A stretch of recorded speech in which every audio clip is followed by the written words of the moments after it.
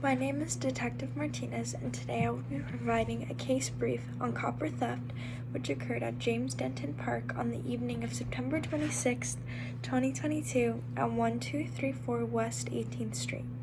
The statutes to be reviewed here are burglary and grand theft, as there were Florida criminal violations.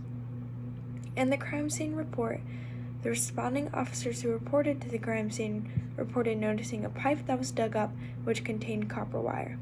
More damage was found to be done to 2 electrical breakers, 2 ammeter boxes, one which was being located on the concession stands and the other located near the utilities building. There were also meter powers reported removed as well, which got damaged during the removing. In the initial police report, the responding officers reported speaking with Mr. Hayward of D&H Contracting. The officers wrote that Mr. Hayward claimed to have arrived at the crime scene and looked around the crime scene and estimated the total cost of destruction to be around $10,000.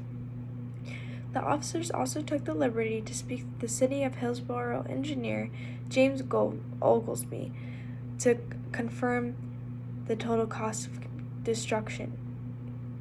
There were photographs taken prior to the collection of evidence, and the panels were scanned for DNA and latent fingerprints, as well as the exposed wires were also scanned. Buccal swabs were collected from Mr. Hayward and Mr. Oglesby since they noticed the scene and touched areas prior to the officers' arrival. This is so we can eliminate from our line of suspects. Due to the owner's description and a neighbor's description, the main suspect has been identified as Mr. Calvin Birchfield. Mr. Birchfield was previously hired by D&H Construction, and he had quit the job on Wednesday of the week prior to the incident that occurred.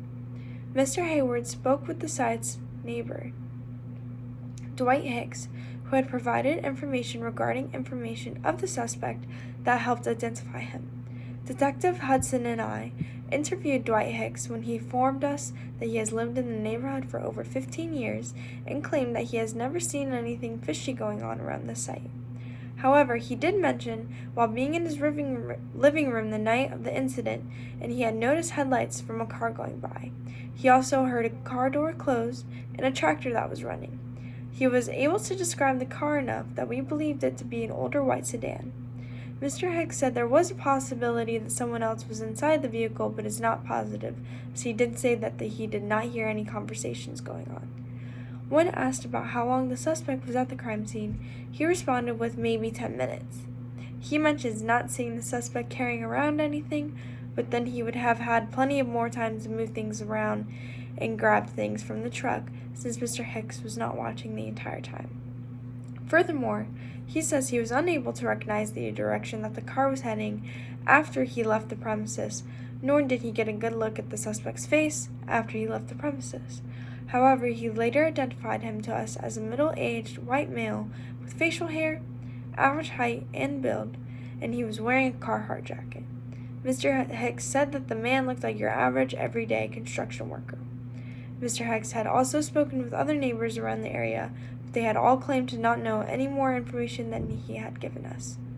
The evidence that I have linking the suspect to this incident includes many descriptions by the local neighbor and the witness, Dwight Hicks, as well as Mr. Hayward, corroborating the description given to us by Dwight Hicks.